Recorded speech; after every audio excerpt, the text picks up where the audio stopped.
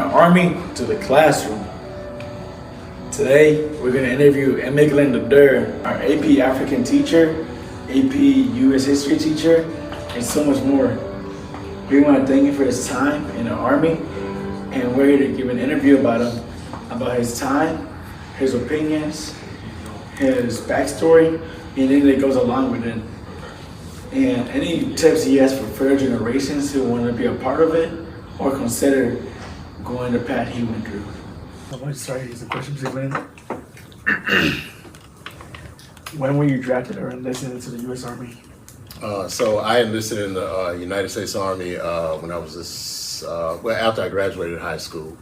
I started considering it senior year, and so my family history. So let's just go back to the grandfathers. My grandfather served in one grandfather served in World War II. Another grandfather served in Korea. My uncle, my grandfather served in Korea. His brother served in World War II. My dad was in the Navy. His brother was in the Navy. And then, so I was in that vein, third generation. But then if you go farther back, I have relatives who served in World War I in the Army. And so our family has a history of serving. On my children's side, on their mother's side, they have family members who joined the Army during the Civil War with the United States Colored Troops to fight with the Union. So I have a family history of military service. So the main reason why you joined was like to be like the family legacy. That was a part of it, but to be honest, at the time I was going to the military to help pay for college. Mm-hmm. And so my service in the military paid for my college all the way through, and I didn't have any loans coming out of college. I left college with no loans, and the family history part of it though was something that was a part of it. I can't give you a percentage, but yeah. Mm-hmm. And what do you remember from enlisting?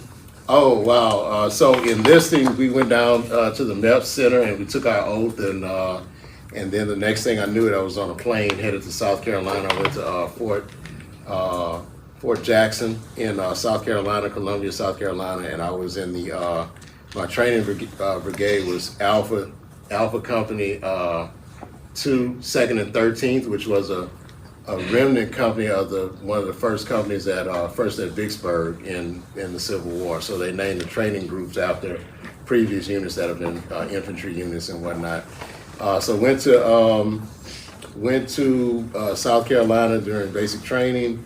We did all kinds of training. We did hand-to-hand combat. We threw grenades. We shot all kinds of firepower and stuff like that. And I met a lot of cool people, some people who I still keep in touch with today from basic training.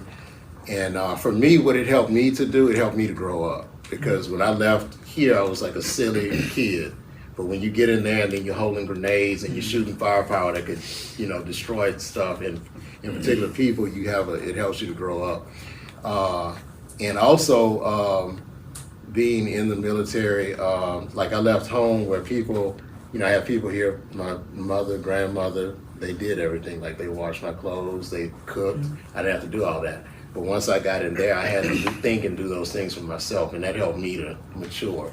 But yeah, I went to Fort Gordon in Augusta, Georgia for my training school, and I was in communications. I was a 31 Charlie, that was my MOS, which was a single channel radio operator, and we would send encrypted messages to the units we were attached to try to do whatever the mission was that we were doing.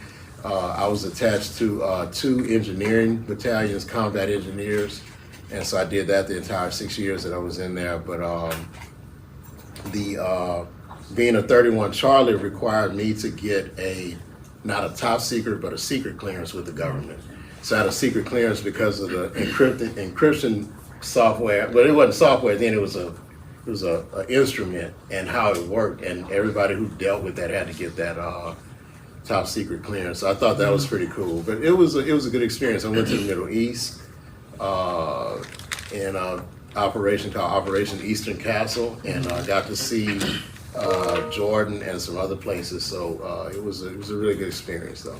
So from everything, you was able to get like a sense of maturity, travel, and like apart from having all these benefits, like how was it like having to leave your loved ones and like how to serve? That was like really the first time I left home. And when I got back, I expected like all these things to be changed, and I got home and everything was the same. And I said, I'm ready to go again. So I was like wanting to leave and go full time. But my goal was to go to college, and that's what I did. I got in college and graduated and became a teacher. And like what lessons or like what advice would you tell the people who are like planning to enlist, or like you want to share some knowledge? Yeah, so my dad, one of the things that he told me before I left, he said, when you're in training, he said, watch what's going on because there are going to be a lot of moving pieces. And what he was saying to be, careful, but be safe in what you're doing because you're dealing with explosives, you're dealing with mechanized equipment that's heavy and that you got a lot of movement going on and people can get hurt. And so I would advise number one, which is this goes beyond just the military. If you're going to be in any organization, there are going to be people in that organization who are what Jamaicans call I can't think of the name, downcasters. These people who we call in the Army, we call them barracks lawyers.